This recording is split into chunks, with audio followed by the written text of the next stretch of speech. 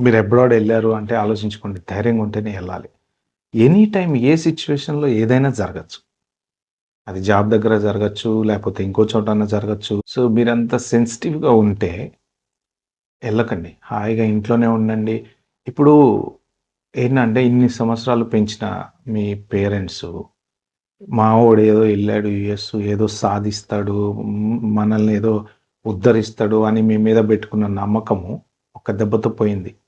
అంటే మీరు చనిపోవడం వలన అక్కడికక్కడ మీరు సాటిస్ఫై అవుతారేమో సూసైడ్ చేసుకొని. కానీ ఎనక ఉండే వాళ్ళకు ఉండేటువంటి కష్టాలు ఒక్క నిమిషం చనిపోయే ముందు ఆలోచిస్తే, మీరు పెట్టుకొనెళ్ళిన లోన్‌లు పేరెంట్స్ కట్టుకోవాలి.